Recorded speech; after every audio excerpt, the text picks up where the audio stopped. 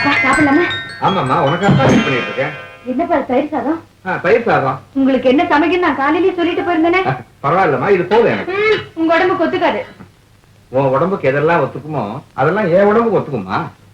என்னப்பா சொல்றீங்க? ஆமாம்மா, பிள்ளைங்க சாப்பிடுறதுதான் பெற்றவங்க சாப்பிடுறோம். அப்பா தாதா, எல்லா விஷயத்திலையும் உனக்கு சுதந்திரம் கொடுத்திருக்கிற மாதிரி இதுலயும் கொடுப்பேன். உனக்கு வரப்போற கணவன் உயர்ந்தவனா தாழ்ந்தவனான்னு பார்க்க விரும்பல, ஏழையா பணக்காரனான்னு கேட்க நினைக்கவே இல்லை. ஆனா நல்லவனா கெட்டவனான்னு மட்டும் தெரிஞ்சுக்க ஆசைப்படுறேன். அவர் ரொம்ப நல்லவருப்பா. Are you sure? Yes, I'm sure.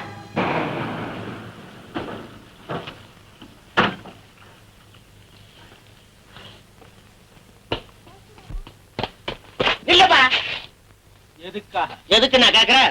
ராஜினாமா எழுதி வச்சிருக்கிறேன், இதுல கையெழுத்த போட்டுட்டு சாவியை கொடுத்துட்டு இப்படித்தானா போ. ஓஹோ, இந்த வேலையை நம்பி நான் இல்ல, என்ன நம்பியும் இந்த வேலை இல்ல, தெரியுமில்ல? நீ இந்த வேலையை விட்டு போனா திருடித்தான் பொழைக்கணும். அப்படி நான் திருடித்தான் பிழைக்கணும்னு ஒரு நிலைமை ஏற்பட்டா ரகசியமா திருட மாட்டேன், பகிரங்கமா கொள்ளையடிப்பேன், கொலை செய்யவும் தயங்க. முதலாளி பாத்தீங்களா, இவரை பத்தி நீங்க ராத்திரி சொன்னதெல்லாம் வச்சு திட்டு திட்டுன்னு திட்டேன். நான் திட்டு சொல்லலையே. நீங்க சொல்லல, ஆனா என் மனசு கேட்கலையே. முதலாளி, ஒரு சின்ன வேண்டுகோள். அன்னைக்கு இவர் ஒரு பெரிய கூட்டத்தை கூட்டி என்ன ஒழியான்னு சொல்ல வச்சாரு. இன்னைக்கு நான் ஒரு கூட்டத்தை கூட்டி இவர் செஞ்ச அக்கிரமத்தெல்லாம் எடுத்து சொல்லி இவரை ஒழியான்னு சொல்ல வச்சாதான் என் மனசு ஆறும். கந்தசாமி, நீ நம்ம எஸ்டேட்ல ரொம்ப வருஷமா வேலை பாக்குற இல்ல? 3 தலைமுறையா இங்கதானுங்களே. ஐயோ பாவம், ரொம்ப ஆசைப்படுற, உன் ஆசை தான் கெடுப்பானு. எங்க சொல்லு பாக்கலாம். தொழிலாளி சேகர் ஒழிக, முதலாளி சேகர். முதலாளி இவரா முதலாளி? கந்தசாமி, எனக்கு பிறகு இந்த எஸ்டேட்டுக்கு யார் முதலாளியா வரப்போறதுன்னு உனக்கு நான் சொல்லியிருக்கேன்ல. சொன்னீங்க, உங்க மகளுக்கு வரப்போற மாப்பிள்ளன்னு. முதலாளி, இவர் சிகப்பு குடி பச்சை குடி காட்ட தெரியாதேன்னு அபிப்பிராயப்பட்டேன். நீங்க இவரை டிஸ்மிஸ் பண்ணத்தான் வர்றீங்கன்னு நினைச்சு நான் கண்ணா பின்னான்னு பேசிட்டேன்.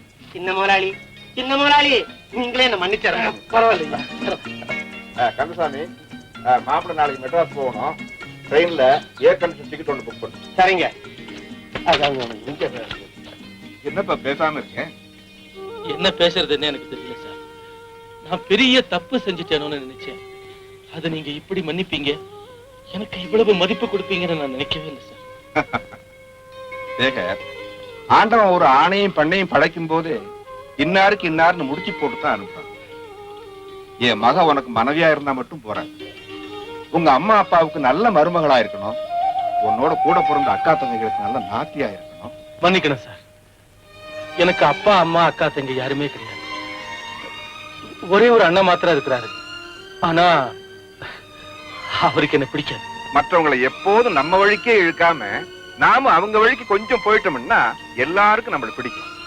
உங்க அண்ணன்கிட்டையும் சொல்லு, நான் ஒரு லெட்டர் தர்றேன், அதை கொண்டு போய் நம்ம மெட்ராஸ் ஆபீஸ் மேனேஜர்கிட்ட கொடு. நீ நம்ம வீட்லயே தங்கிக்க.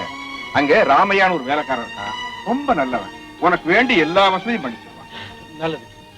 அப்போ நீ ஊருக்கு புறப்படுறதுக்கு ஏற்பாடு பண்ணு.